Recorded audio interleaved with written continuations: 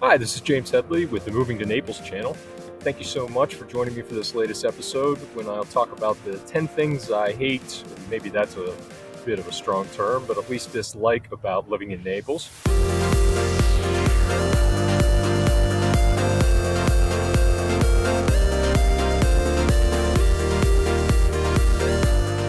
If you like what you see, please subscribe and share with your friends and colleagues and family members who might be interested in Naples and the Marco Island area as well.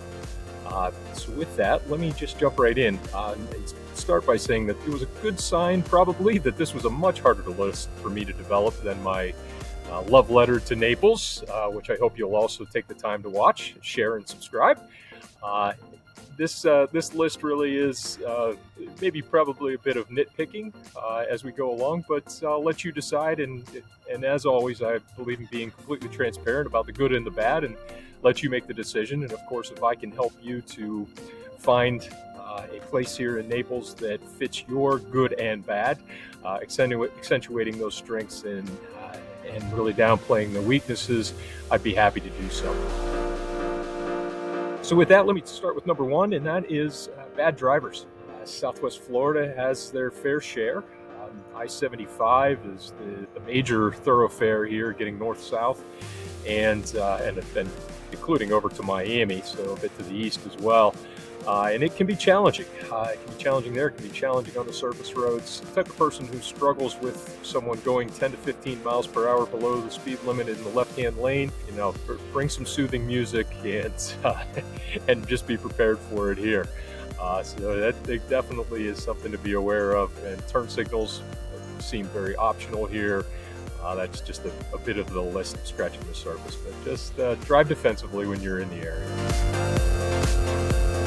So that jumps right into number two, which is actually quite related, very specific, but Pine Ridge Road. This is a road that you'll probably get to know fairly quickly if you're in the Naples area. Whether you live in central to North Naples, you're heading over to the beach, whatever it may be, Clamshell Pass, heading to the Naples Grand Hotel, the waterside shops, or heading up to Costco. This is the location of Costco. There's a Home Depot there as well. Pine Ridge Road is a highly congested area, seemingly attracts some of the worst drivers in Naples, and you almost can't avoid it for very long, depending upon what you're doing shopping wise, or again, if you're living in the area, then you're definitely going to be unable to avoid it. And that brings us to number three. That's the mosquitoes.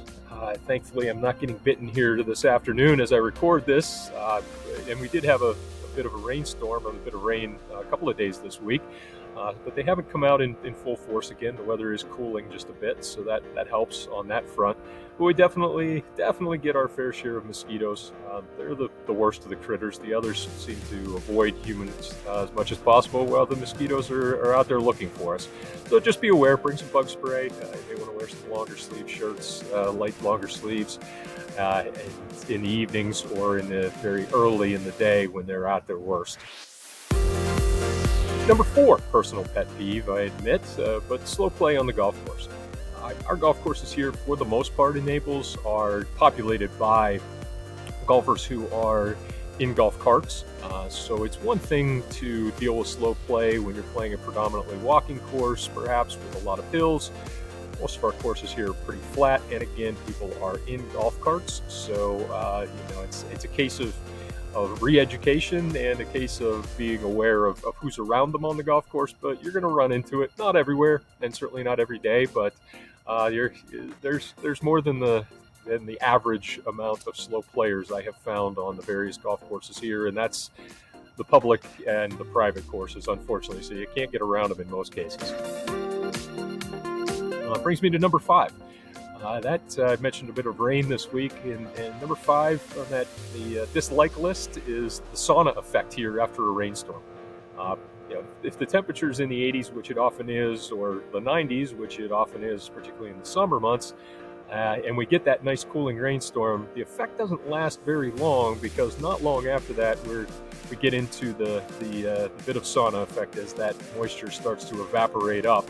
And it's a bit like a steam bath. So if you're looking to get a good soak in or sweat out some toxins, go for a 45-minute walk after a rainstorm, and you'll definitely experience that.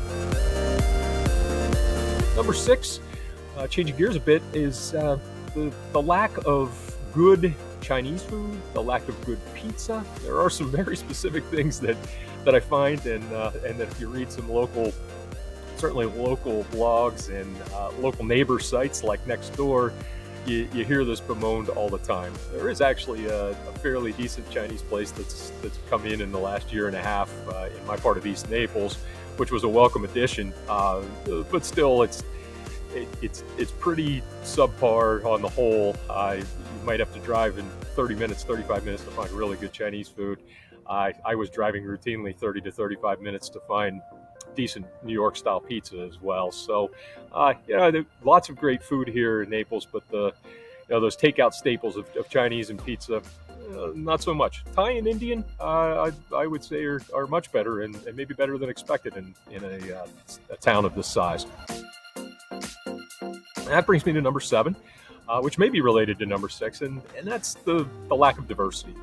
Take this for what you will, but Naples does not have a lot of non-white residents, and you could it definitely comes out at times, and you see and feel that perhaps in things like the lack of good Chinese food, and you're just not going to get the diversity of opinions and have the sort of cultural range that you might have in larger cities or more diverse cities, even of this size. So just be aware of it for what it's worth. Number eight is the lack of great dive bars. Maybe this one's to be expected in a place that is as well heeled, shall we say, as Naples, with such a concentration of wealth. There just aren't a lot of great dive bars. There used to be a wonderful Irish bar, Irish pub on Fifth Ave, which was a bit of an oasis in the center of that shopping mecca and fine dining mecca. That went away about a year ago, not to be replaced yet. There are some good local spots. You head down to Marco, the Sandbar is outstanding and certainly fits in that category of dive bars, but it's not the case of having your local, as it were, and it might be a little challenge for that. Now, if you want to go out and get great cocktails, there are no dearth of those establishments here in Naples. Number nine is what I would refer to as the they are staff attitude. With so many country clubs, and by extension also fine dining establishments, service industry here is a big part of Naples and the Naples economy and the hospitality industry. There is that sort of, unfortunately among some, and it's certainly the minority, but the attitude of looking down, perhaps talking down, overlooking, looking past the folks who are here working very, very hard to serve the rest of the population. It can be off-putting at times, quite frankly. And unfortunately, again, it is a small minority, but there's definitely an undercurrent of that you'll find. So just be aware of it. And that brings me to number 10, and that's the longest drives for live sports, whether that's pro or college. We had a pretty good run at Florida Gulf Coast University a few years back in basketball, men's basketball. The women's basketball team's still very good there, but the days of Dunk City there are past. There was a wonderful college hockey tournament over the holidays here for years and years, hosted by my alma mater, Cornell, so that was really nice for me to be able to go up and see that for a couple of days in December, but that has now gone the way of the dodo. So for to really get anywhere to see live sports, you're talking about going to Tampa or Miami for pro teams, as well as college teams, as the case may be. So just be aware of that. And related, for you Philly folks out there like me, Eagles fan, 4 for 4, we are in the Tampa and Miami markets for the NFL. So barring a national night game or getting DirecTV, which I would love to have a conversation with you about because the weather here tends to put that out a lot in the summer. So if you plan to be here, just the slightest rainstorms will sometimes knock out DirecTV. Just beware.